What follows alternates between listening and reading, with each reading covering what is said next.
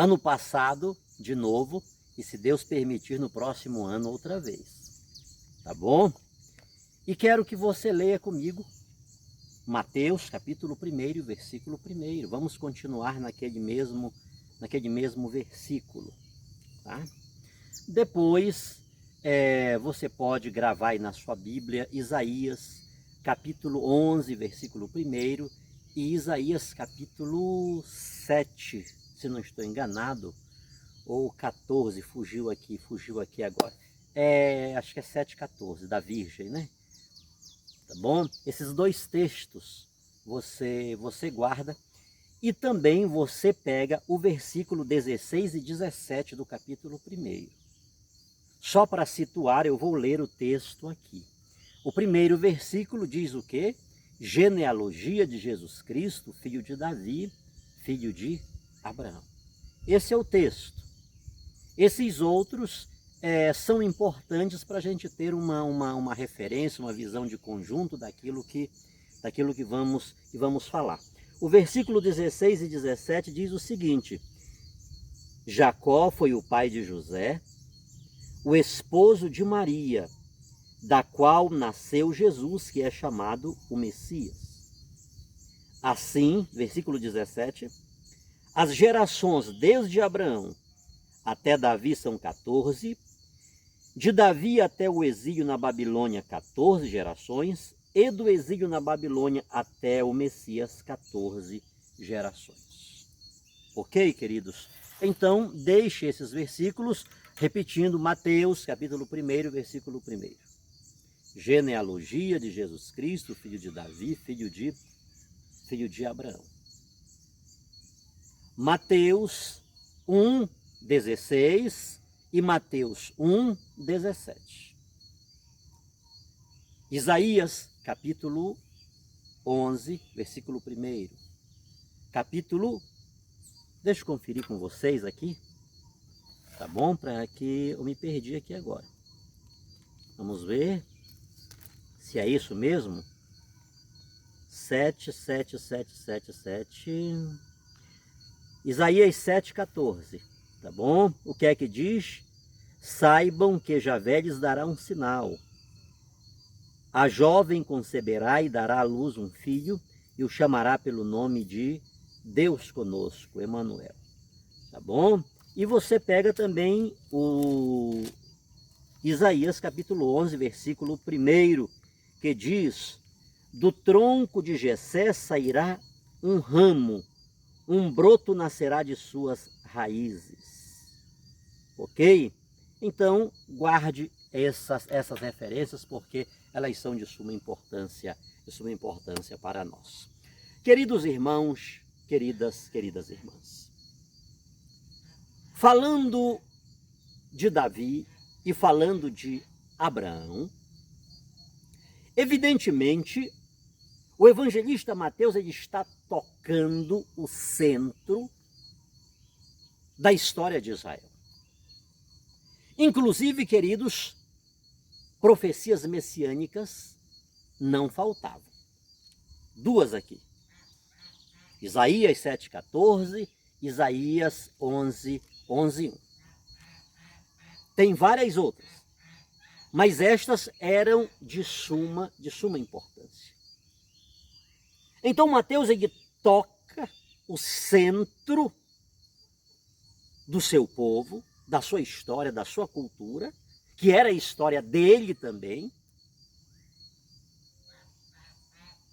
E ele faz isso porque havia um vasto material para que ele pudesse lançar mão. Todavia, queridos, ainda que os leitores de Mateus reconhecessem que aquela era a história deles, que aquela era uma genealogia que dizia respeito a eles, aquela história precisava das credenciais históricas, das credenciais proféticas. Então observe que com uma maestria sem igual, partindo do cativeiro babilônico, São Mateus situa 14 gerações até a geração de Cristo. Depois veja o texto. Depois veja o texto para não ficar muito perdido. Isso aqui é de suma importância, queridos. Isto é de suma importância. Você, meu querido irmão, minha querida irmã católica, precisa conhecer o que a sua igreja ensina desde a origem, há 2000 anos. O ensinamento que a Igreja Católica prega não é um ensinamento que... Não. É algo muito sólido. É algo forte. É algo que tem raízes. É algo que tem consistência. E observa o que São Mateus está fazendo para falar de Jesus ao seu povo. Repito-me, ele está sendo um maestro da melhor qualidade,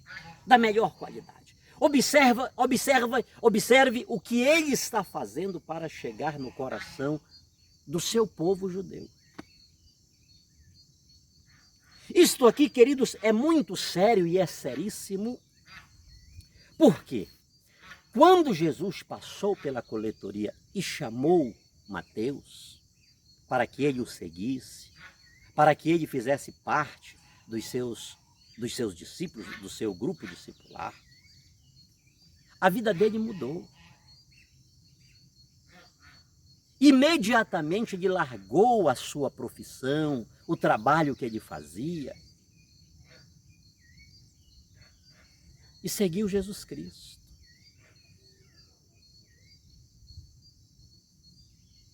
Não podemos entender o Evangelho de São Mateus fora desta perspectiva, de um alguém que abandona a vida velha.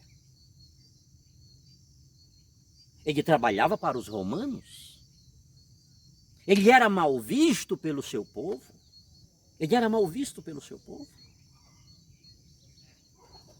Mas ele, um pouco a exemplo de Zaqueu, ele tinha uma vida boa, uma vida farta, abastada. Nada lhe faltava. Ele estava em sintonia com o poder. Ele estava em sintonia com aqueles que mandavam, com aqueles que davam as cartas. Todavia, quando Jesus o chama, ele escuta a voz de Jesus e o segue. Ele atende o chamado de Jesus e o segue. Ele larga tudo.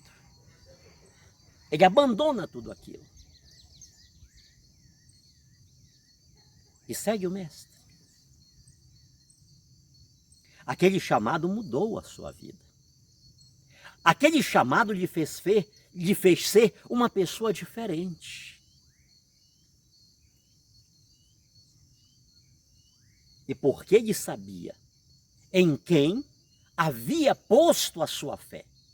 Porque ele reconheceu, e lá no capítulo 16 ele vai dizer a profissão de fé, e vai registrar a profissão de fé de Pedro, né?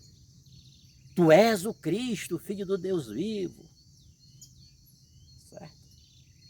Esta profissão de fé que Pedro fez, e fez em nome dos 12, São Mateus havia feito. Quando escutou o chamado de Jesus e dispôs-se a segui-lo. São Mateus havia reconhecido que ele era o Cristo. E ele sabia o que aquele chamado, o que aquele segmento tinha produzido em sua vida, em sua história. Depois observe, pesquise aí, como foi que ele morreu por amor a Jesus Cristo. Então ele está fazendo este malabarismo teológico para dizer ao seu povo judeu, para dizer às autoridades judaicas que aquele era o Cristo. Então, observe, para ele falar esta mensagem a respeito de Jesus, daquele que o chamou, daquele que mudou a sua vida, ele parte do cativeiro babilônico, e a partir do cativeiro babilônico, ele faz o quê? Ele lista 14 gerações até a geração de Cristo. Genealogia de Jesus Cristo, filho de Davi, filho de Abraão. Ou seja, queridos, ele centraliza a sua genealogia em Davi. Davi, o ungido, o Messias, o rei, segundo o coração de Deus. Ele coloca Davi no centro e, a partir dessa personalidade de peso, a partir dessa personalidade que estabeleceu o culto do Senhor. Vamos deixar isso para um outro momento. Mas a partir do testemunho de Davi, da sua relação com Deus, ele então vai falar de Jesus Cristo. E o que é interessante, queridos, é que, partindo do cativeiro, embora do cativeiro, as 14 gerações do cativeiro babilônico, até Jesus Cristo, já lhe dessem tudo o que ele precisava para falar. Ele não precisava de mais nada. Apenas do cativeiro babilônico, da geração do cativeiro babilônico, até a geração de Jesus Cristo. Embora ele já tivesse todo o material necessário, ele foi mais longe. E ele foi mais longe, queridos, porque havia onde ir. Porque havia o que pegar. Havia material suficiente para que ele pudesse solidificar ainda mais, estruturar ainda mais a sua pregação a respeito de Jesus Cristo. E qual foi o próximo passo que ele deu? Ele estruturou a sua genealogia em 3 blocos de 14 gerações.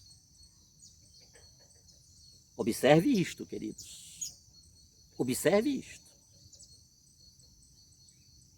São Mateus está escrevendo com uma iluminação sem precedentes.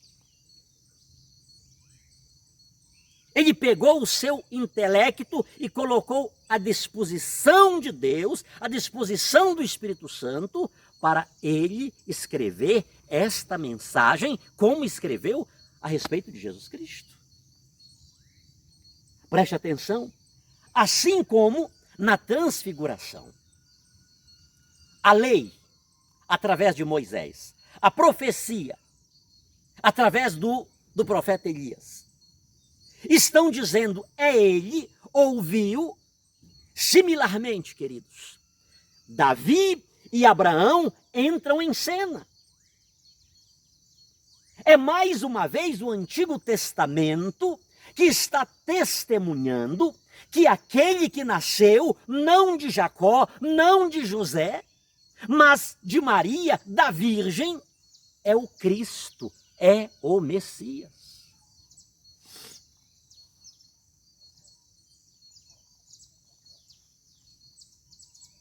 Está dando de compreender, queridos? Essa é uma reflexão que a gente precisa compreender. A fé, ela não é irracional, queridos. Essa fé louca que tem... Não. A fé, ela não é irracional.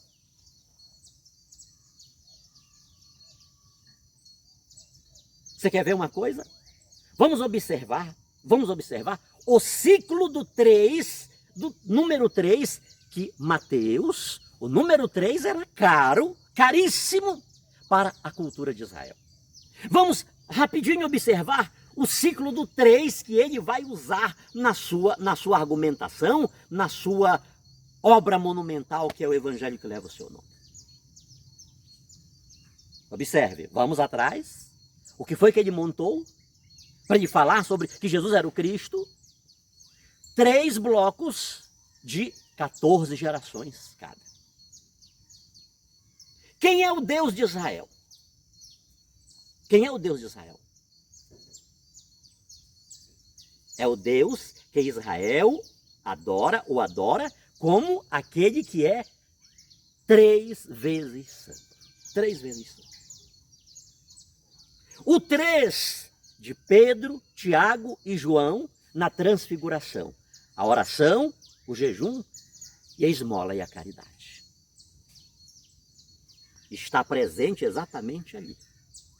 O 3 da Santíssima Trindade, em nome da qual, leia lá no final do Evangelho de São Mateus, o 3 da Santíssima Trindade, em nome da qual todas as nações da terra deveriam ser batizadas.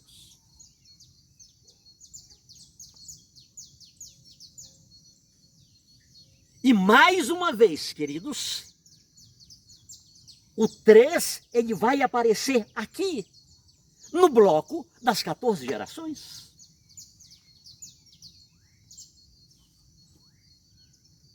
De Abraão a Davi, 14. De Davi ao cativeiro, 14. Do cativeiro a Jesus Cristo, 14 gerações. É um esforço racional. Repetindo, a partir do cativeiro babilônico, até Jesus, ele tinha material de sobra para dizer, é o Cristo. É o Cristo. Mas ele não contentou-se, ele deu um passo a mais. Por quê?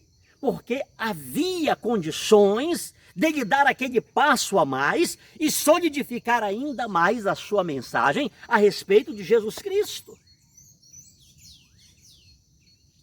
É um esforço histórico, racional, para dizer que ele, repetindo, não aquele que nasceu de Jacó, não aquele que nasceu de José, mas aquele que nasceu de Maria, da Virgem. Isto aqui é seríssimo, queridos. Isto aqui é seríssimo. Porque as genealogias, as listas genealógicas, elas são machistas. A mulher sempre fica num segundo plano. Sempre fica num segundo plano. Dizendo o pai, disse tudo. Falando do avô, do bisavô, falou tudo. Mas ele vem sistematicamente, ininterruptamente, patriarcalmente falando, e quando chega em Jacó, o pai de José, o esposo de Maria, da qual ele faz questão de tirar José de cena. Mas ele situa José, ele fala o papel de José. Porém, no entanto, todavia, ele não tem parte neste negócio. Da qual? Onde que se compreendia uma genealogia, uma estrutura familiar. E ainda hoje, sem o sêmen humano, ainda que seja feita artificialmente, mas é feita uma inseminação. Precisa do sêmen humano. Então São Mateus, queridos, ele não está brincando. Ele não está falando aleatoriamente. Ele está dizendo que o Messias, o Cristo, ele é filho da Virgem. Ele nasceu sem a participação do varão, do homem. E ele está dizendo ali com todas as letras que aquele que nasceu da Virgem, sem a participação do varão, ele é o broto, ele é o rebento de Davi.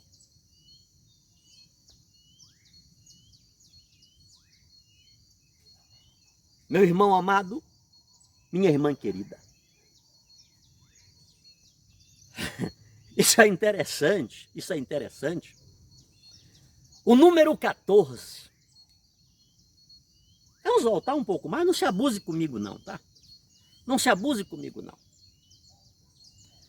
De Abraão a Davi, 14. De Davi ao cativeiro, 14. Do cativeiro a Jesus, 14.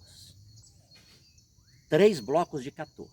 Observe que ele trabalhou, ele desenvolveu o número 3.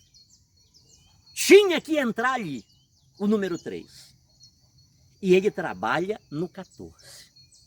O número 14 era como que o selo da dinastia davídica.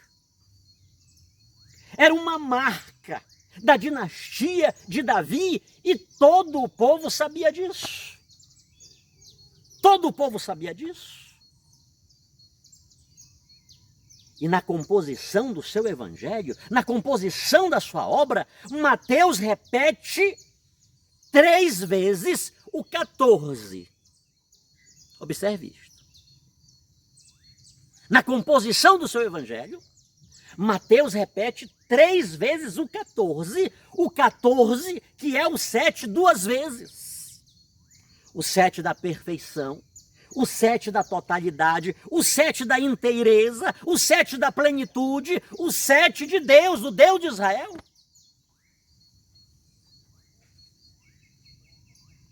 A esta altura, queridos irmãos, a esta altura, os leitores de Mateus, eles já estavam arrebatados. A esta altura, queridos, os leitores de São Mateus, eles já estavam convencidos. Até porque o número 14, traduzido em letras hebraicas, forma o nome Davi.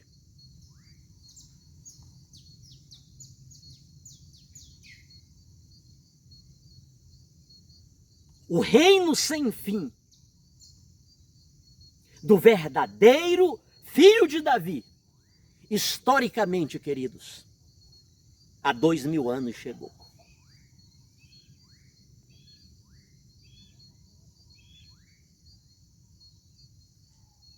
Quando Mateus diz genealogia de Jesus Cristo, filho de Davi, filho de Abraão, há 2000 anos atrás, chegou para nós este tempo. São Mateus está dizendo isso porque é isso mesmo. E ele disse como disse, da forma como disse, elaborou a sua mensagem para que todos pudessem digerir aquele dado de fé através do intelecto, através da razão. E aquele tempo, queridos, aquele reino sem fim do verdadeiro filho de Davi, ele não apenas chegou há 2000 anos atrás, mas ele repete-se. Ele manifesta-se anualmente. E há 2000 anos a igreja atualiza liturgicamente, sacramentalmente, aquele evento histórico. A cada ano, a cada dia, inclusive a cada hora, porque nós temos a igreja tem a liturgia das horas. Então, a liturgia da igreja não é apenas esta liturgia do Natal a cada ano. É uma liturgia que se dá a cada dia. O verdadeiro filho de Davi, o verdadeiro rebento de Davi, ele vem todos os dias. Mas como uma festa mais robusta, anualmente, pela ocasião do Natal, a igreja faz com que revivamos aquele evento histórico de 2000 anos atrás. Uma pergunta, queridos, uma pergunta. Que temos feito? Eu, missionário Sidney, por favor, não estou lhe apontando o dedo. Eu, missionário Sidney, que tenho feito? Mas faça para você, a você também essa pergunta. O que tenho feito para dizer é Ele?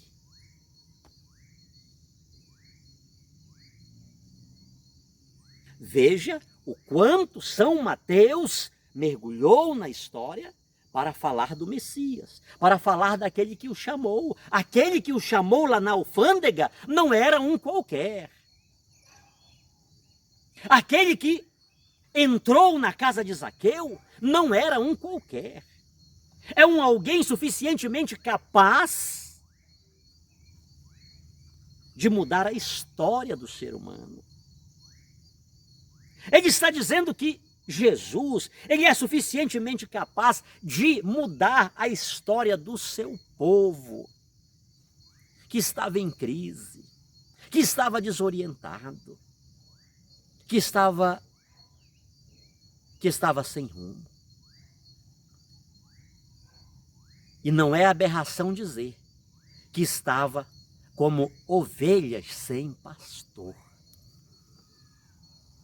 Não é aberração dizer, e repito-me, estava como ovelha sem pastor. Ferirei o pastor e o rebanho se dispersará. Porque o povo de Israel viveu o que viveu? Porque o povo de Israel, queridos, virou as costas para Deus do jeito que virou? Porque o povo de Israel, repetindo, sempre falo isso, né? São Paulo escrevendo aos Coríntios, ele diz assim, olha, nem entre os pagãos se verifica coisas verificáveis entre vós.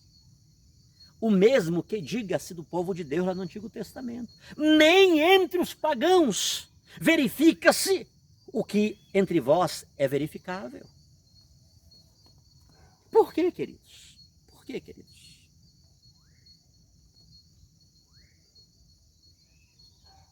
Mas vamos em frente.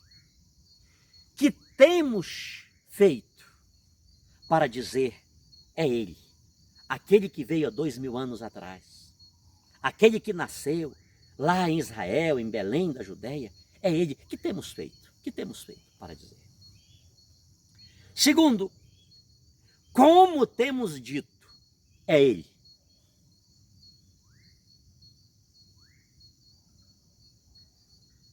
Isto é importante. Isto é provocador. Veja como Mateus disse é Ele. Veja o que Mateus fez para dizer é Ele. Veja como Mateus disse que é Ele. Dizer é Ele. Tem sido uma preocupação da nossa parte? Para mim, para você? Ele é importante para a construção do nosso país? Para a ordem pública? Ele é importante para o cidadão que está em formação infantil, juvenil, adulta? Ele é importante para o empresário? Ele é importante para os gestores? Ele é importante no poder legislativo, no judiciário, no executivo?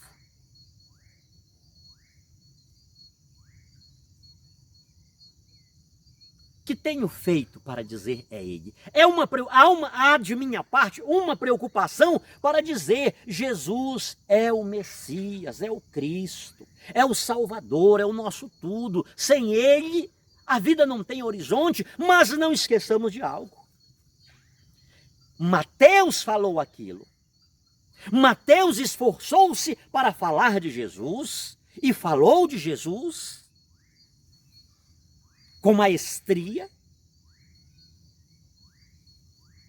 não tanto pelo um conhecimento da história, mas a partir daquilo que mudou na sua vida, a partir daquele chamado, daquele encontro com Jesus. Nós cristãos,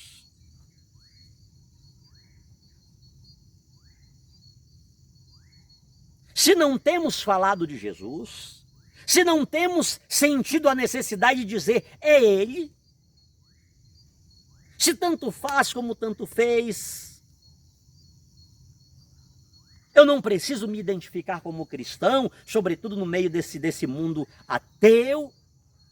Eu não preciso, tenho que... Deixa eu na minha, que ser cristão, esse negócio de igreja, de política, de futebol, é melhor cada um na sua, deixa eu quietinho no meu lugar. Não seria porque nós nunca levamos a sério o chamado de Jesus na nossa vida? Não seria porque nunca nos consideramos um chamado por Jesus? Nunca escutamos a voz de Jesus ecoar nos nossos ouvidos e mais que nos ouvidos, no nosso coração? Isto é sério, queridos. Porque se isso ainda não aconteceu conosco, amados, isto é tão sério, que não basta lá atrás eu ter sido batizado. Não basta dizer, faz tantos